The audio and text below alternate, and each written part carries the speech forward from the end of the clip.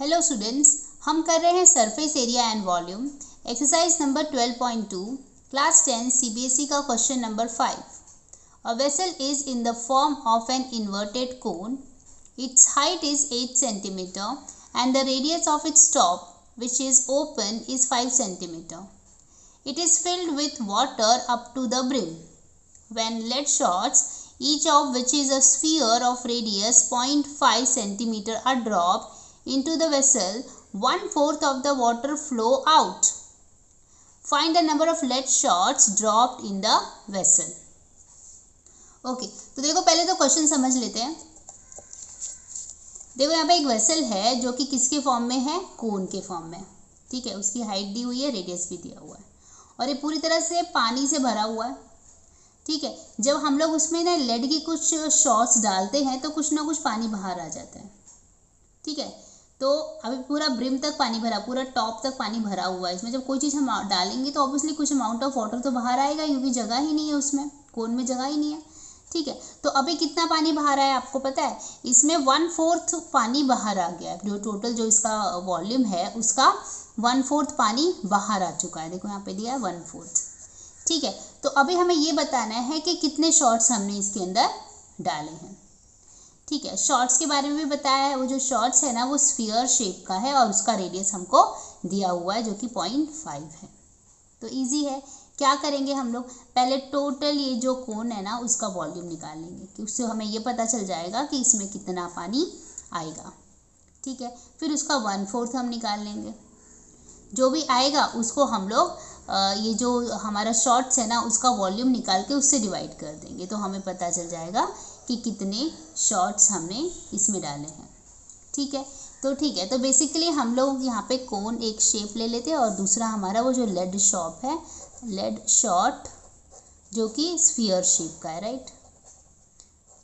Right okay. अभी कोन के बारे में क्या क्या इन्फॉर्मेशन है? हाइट है 8 सेंटीमीटर, रेडियस है 5 सेंटीमीटर और यहाँ पे जो स्फीयर है जो कि लेड शॉट है उसका आर मतलब रेडियस दिया है 0.5 centimetre.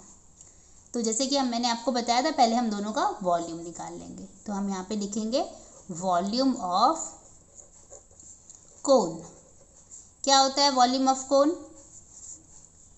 1/3 pi r square h. Right okay, तो 1/3 ले लिया, पाई रहने देते हैं और आर यहाँ पर कितना है? देखो 5 दिया है, तो 5 × 5 क्योंकि स्क्वायर है तो 2 बार 5 आ जाएगा और हाइट है 8।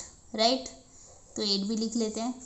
ओके, हमें क्या मिलेगा? पाई × 25 × 8/3।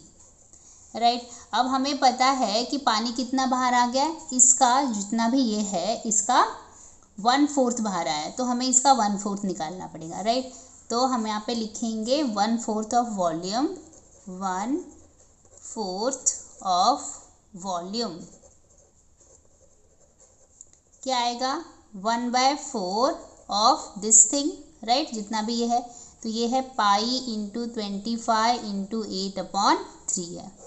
राइट, तो ये फाइनली क्या बन जाएगा? देखो ये बन जाएगा पाई × 25 × 8/4 3 × 12। ठीक है, तो ये हमें पता चल गया कि इतना अमाउंट जो है पानी जो है वो बाहर आ चुका है।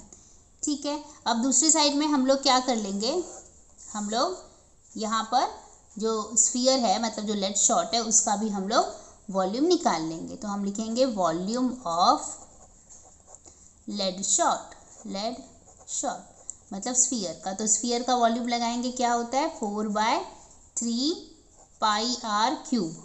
तो ये ले लेंगे 4/3 पाई रहने देते हैं, आर यहाँ पर 0.5 है तो 0.5 का क्यूब है। राइट ओके, तो ये क्या हो जाएगा? 4/3 × पाई और ये हो जाएगा 0.5 × 0.5 और एक और 0.5, तो ऐसे 3 0.5 आ जाएंगे। ओके, तो 4/3 × पाई × अभी देखो इसको मैंने डेसिमल हटाने के लिए मैं 10 से अगर ऊपर नीचे मल्टीप्लाई करूँगी तो ये 5/10 बनेगा, ये दूसरा वाला भी 5/10 और ये तीसरा वाला 5/10। 5 1 × 5, 5 2 × 5 1 × 5, 5 2 × 5 1 × 5, 5 2 × तो मतलब ये क्या मिल गया हमको?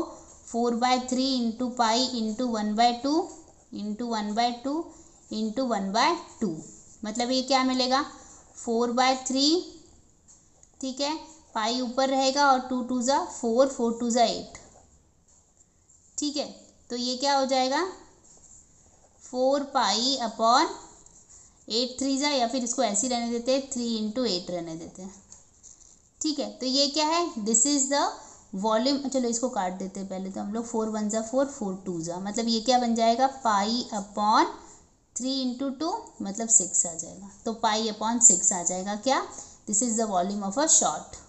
अब सिंपली हमें क्या करना है, ये जो पानी है इतना पानी बाहर आया राइट, तो हम क्या करेंगे, ये जो वॉल्यूम आया है ना हमारा 1/4 ऑफ द वॉल्यूम हमने कोन का निकाला है, उससे इसको अगर हम डिवाइड करेंगे तो हमें नंबर ऑफ शॉट्स पता चल जाएंगे। तो हम यहाँ पर लिखेंगे therefore number of shots is equal to, ये पूरा नंबर लिख लो पहले, पाई इंटू 25 इंटू 8 अपॉन 12, इसको आपको डिवाइड करना है इससे, किससे, पाई अपॉन 6 से, ठीक है। तो देखो ये क्या होगा पाई इंटू 25 इंटू 8 अपॉन 12, और ये हो जाएगा 6 अपॉन पाई, 6 1 ज़ा 6, 6 2 ज़ा, और पाई पाई कैंसिल, तो क्या मिला अपने को 25 इंटू 8 अपॉन 2, ठीक है, ओके।